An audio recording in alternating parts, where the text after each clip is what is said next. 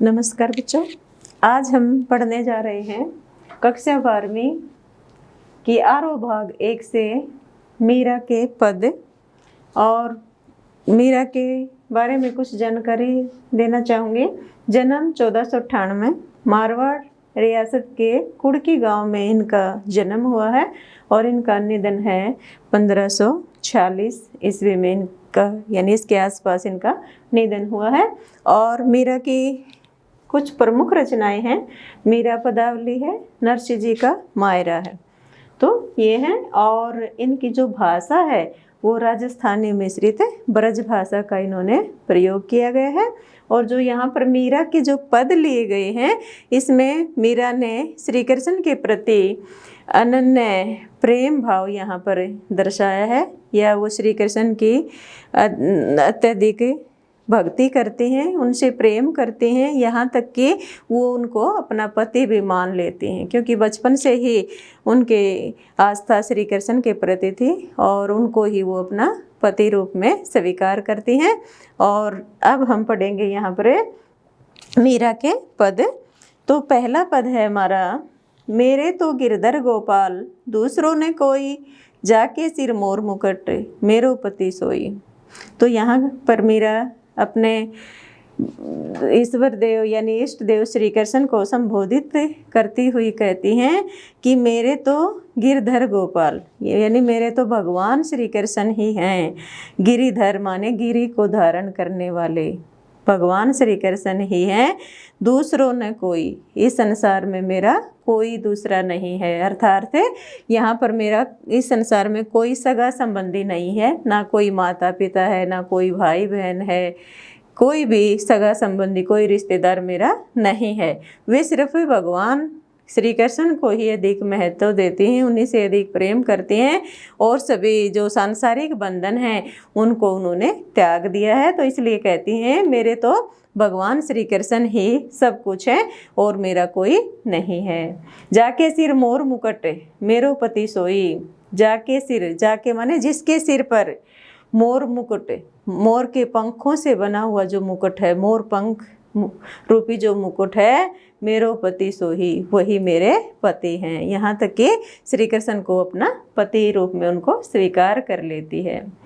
छाड़ी दई कुल की कानी कहा करी कोई, संतन डिग बैठी बैठी लोक लाज खोई।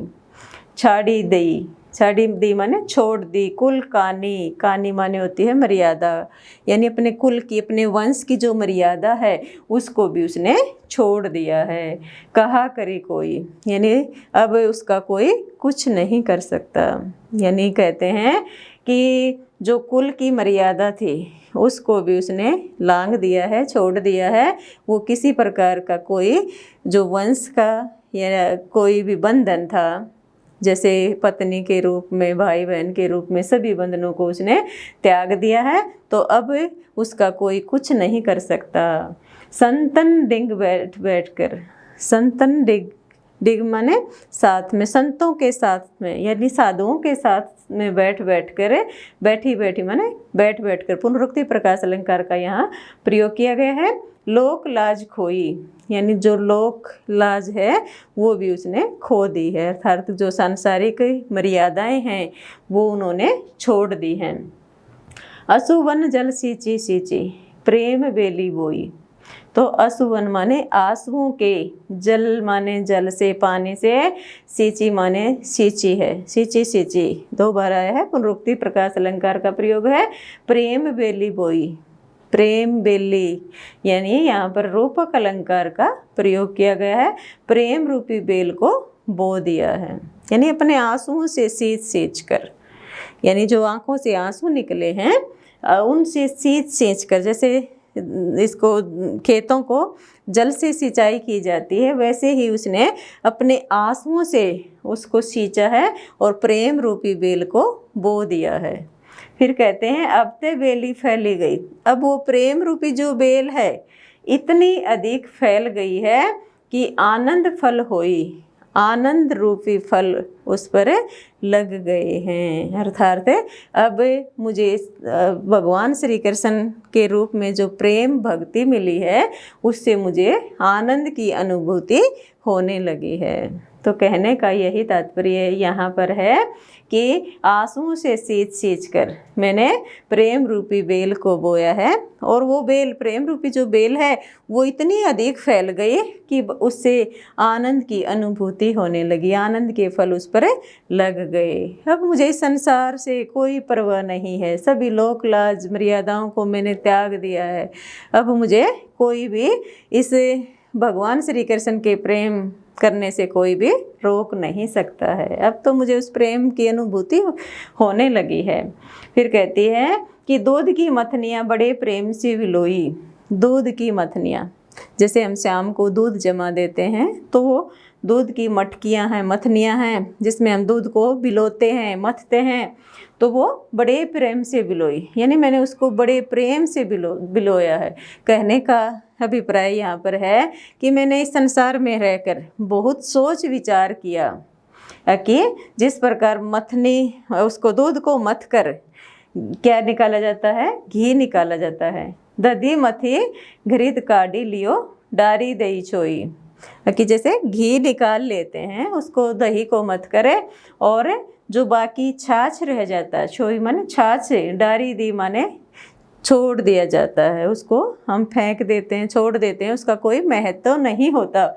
उसी प्रकार मैंने इस संसार के जो बंधन हैं उनको छोड़ दिया है, और अब भगवान श्री कृष्ण ही मेरे लिए सब कुछ है। जिस प्रकार मक्खन का महत्व होता है, घी का महत्व होता है, उसी प्रकार मेरे लिए यहाँ भगवान श्री कृष्ण का महत्व है, और सारी चीज़ें मैंने छोड़ दी हैं, मेरे लिए बेकार हैं। इन संसार में मुझे किसी से भी चाह नहीं है, किसी से भी प्रेम भाव नहीं है, मैं भगवान श्री कृष्ण से ही प्रेम करती हूँ, वही मेरे लिए महत्व है।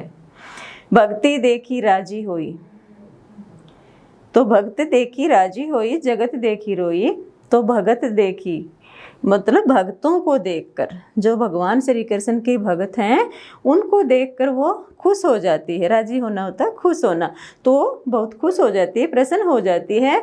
जगत देखी रोई, और इस संसार को देखकर वो रोने लग जाती है। क्यों रोती है? क्योंकि ये संसार मोह माया के जाल में फंसा रहता है। वो भगवान को याद नहीं करता, भगवान से प्रेम नहीं करता। तो कहती है दासी मेरा लाल गिरधर की, कि हे गिरधर, हे श्री कृष्ण, या हे पर्वत को धारण करने वाले प्रभु श्री कृष्ण, मैं आपकी दासी हूँ। कहते हैं तारो अब मोही, मुझे इस संसार रूपी सागर से पार उतारो। आप ही हैं जो मुझे इस संसार से पार उतार सकते हैं, मैं आपकी शरण में हूँ। तो यहाँ पर बच्चों, तो जो प्रेम रूपी जो बेल है वो यहाँ पर बताई है कि श्री कृष्ण से मैं अनन्य प्रेम करती हूँ, और इस संसार में मेरा कोई नहीं है, और सारी लोक लाज मर्यादाओं को मैंने छोड़ दिया है। अब मेरा ये संसार कुछ नहीं कर सकता। अब मैं संतों के साथ बैठ बैठ कर भगवान की भक्ति में या उनके भजनों में लीन रहती हूँ, और वो प्रेम रूपी बेल इतनी फैल गई है कि वो उससे आनंद की अनुभूति होने लगी है। दूध की मथनियाँ, जिस प्रकार दूध को मथ कर यानी वो घी निकाला जाता है, मक्खन निकाला जाता है, तो उसी तरह मैंने इस संसार में सब कुछ सोच विचार करके भगवान को ही अपना प्रिय माना है, यानी यही मेरे सब कुछ है। जिस प्रकार घी महत्वपूर्ण होता है, उसी प्रकार भगवान श्री कृष्ण मेरे लिए महत्वपूर्ण है।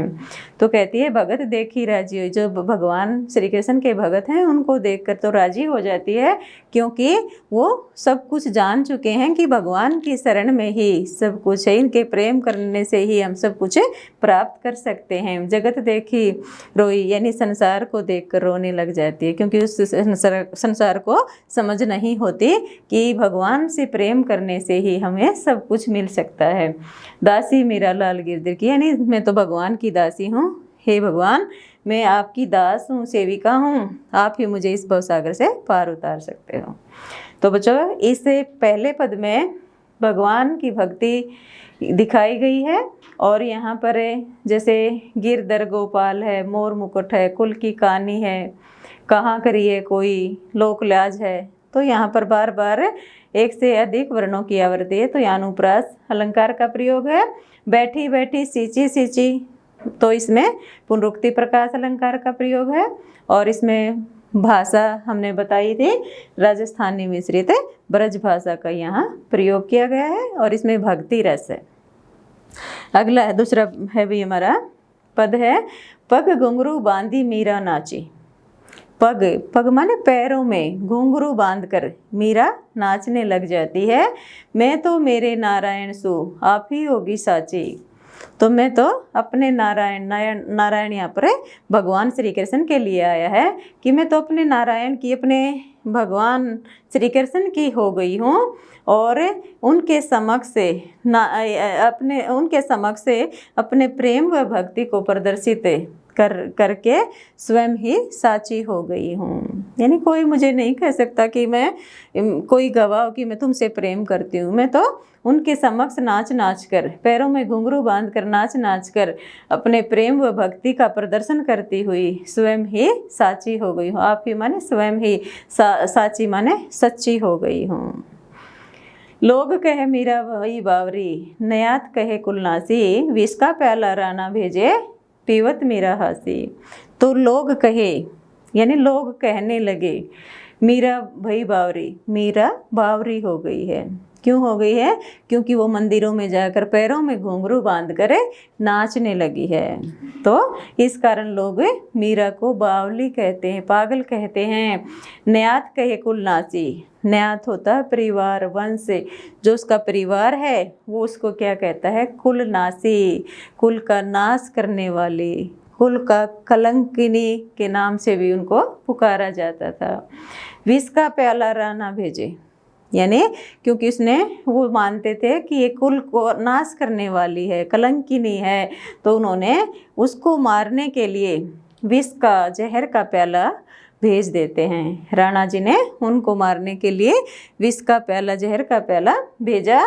पीवत मीरा हासी, और मीरा तो उसको अमृत समझकर पी गई और हंसने लगे। अर्थात तो उसको कुछ नहीं हुआ, क्योंकि वो जहर भी भगवान की भक्ति के कारण, उनके प्रेम के कारण जो विष था वो भी अमृत में बदल गया। वो तो फिर भी हंसती रही। मीरा के प्रभु गिरधर नागर, सहज मिले अविनाशी। तो भगवान श्री कृष्ण हैं, तो मीरा कहती है कि वो तो मेरे प्रभु हैं, मेरे नागर हैं, सहज मिले अविनाशी। अगर उन्हें हमें सहज भाव से, सरल भाव से अगर उनसे प्रेम करते हैं तो वे सहज रूप में ही हमें प्राप्त हो जाते हैं। तो वो भगवान की प्राप्ति है, वो कहीं कठिन नहीं है। वो तो क्या है, हमें सहज रूप से, सहज भाव में ही मिल जाती है। तो यहाँ पर श्री कृष्ण के प्रति मीरा के प्रेम का सुंदर वर्णन यहाँ पर किया गया है। और यहाँ पर कवि ने इसका अनुप्रास अलंकार का प्रयोग किया है, भक्ति रस का प्रयोग किया है, और उन्होंने भावानुभूति को सरलता से व्यक्त किया है। तो यहाँ पर जो मीरा है वो अनन्य प्रेम करती है श्री कृष्ण से, और उनकी भक्ति में हमेशा लीन रहती है, और लोक लाज की मर्यादाओं को भी वो लांघ देती है, उनकी परवाह नहीं करती। वो कहती है कि भगवान से प्रेम करने वाले को ही सब कुछ मिलता है। तो बच्चों, आज के लिए हमारे ये मीरा के जो पद थे, मैं आशा करती हूँ कि आपको अच्छे लगे होंगे, अच्छे लगेंगे। अगर आपको अच्छे लगें तो हमारे चैनल को सब्सक्राइब कीजिए, लाइक कीजिए, और ज़्यादा से ज़्यादा अपने दोस्तों में इसको शेयर कीजिए। धन्यवाद।